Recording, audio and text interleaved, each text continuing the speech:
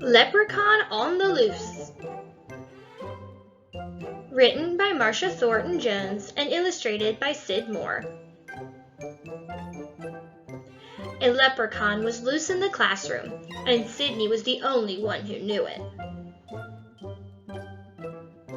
Sydney saw teeny tiny green footprints on the floor.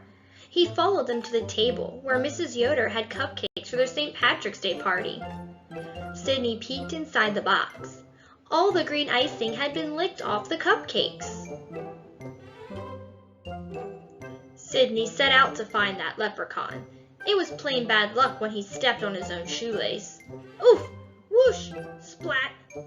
Sydney fell right on the table. Sydney ruined our party snack, Della Puddington told everyone when Mrs. Yoder threw away the squished box. I didn't do it, Sydney said. It was the leprechaun.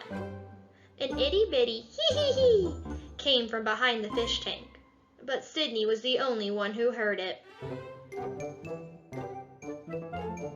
During reading time, Sydney noticed something was wrong with the fish.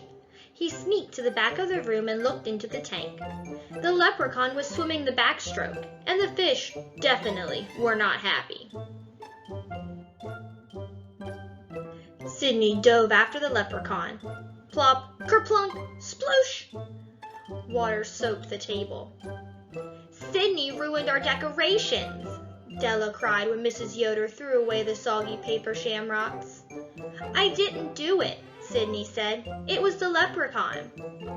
Sydney was sure he heard a tiny ha-ha-ha when he mopped up the mess. During science class, Sydney heard a creak, creak, creak coming from the hamster's cage. Sydney tiptoed to the cage. He carefully opened the door and came face to face with the leprechaun. While Sydney and the leprechaun stared at each other, the hamster ran out the door and across the table. Sydney dived after the hamster. Boom! Bam! Crash! Sydney fell against the table. Juice went everywhere, just as the hamster scurried out of sight. Our juice is gone, Della said with a sniffle. So are the decorations and all of our cupcakes. Sydney ruined our St. Patrick's Day party. Sydney was sure he heard a faint tee-hee-hee from behind the stack of reading books. Nobody believed that Sydney didn't do it. There was only one thing for him to do. He had to catch that leprechaun. At recess, Sydney sneaked past his teacher and ran to the art corner. Everything he needed was there. Sydney pounded and snapped and glued. Perfect, he said when he finished his leprechaun trap. Then he hurried to the lunchroom and looked through the lunch trays until he found a stinky tidbit of corned beef. Sydney carefully reached inside his leprechaun trap with the bait. Just then, his foot knocked into the back of the trap. Swish, clang, zing! Sydney was caught inside. He heard the tippity-tap tippity of itty-bitty boots.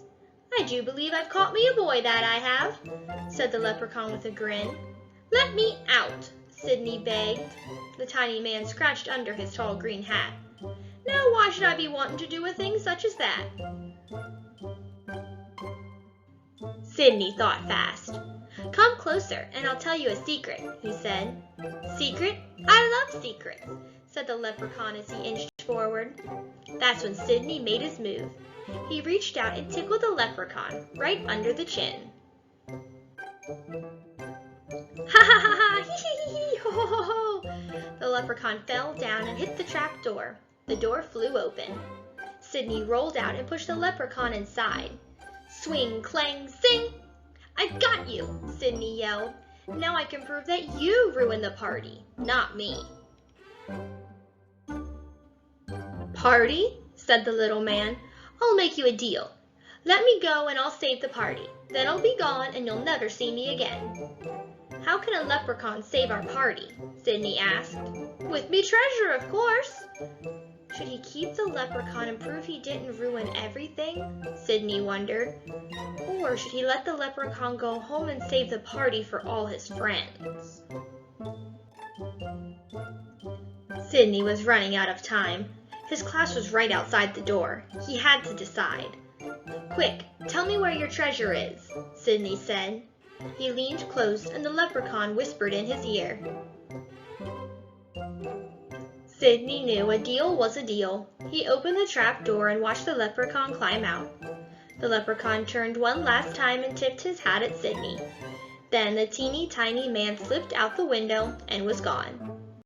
Sidney found the treasure right where the leprechaun said it would be. It was just what he needed to save the party.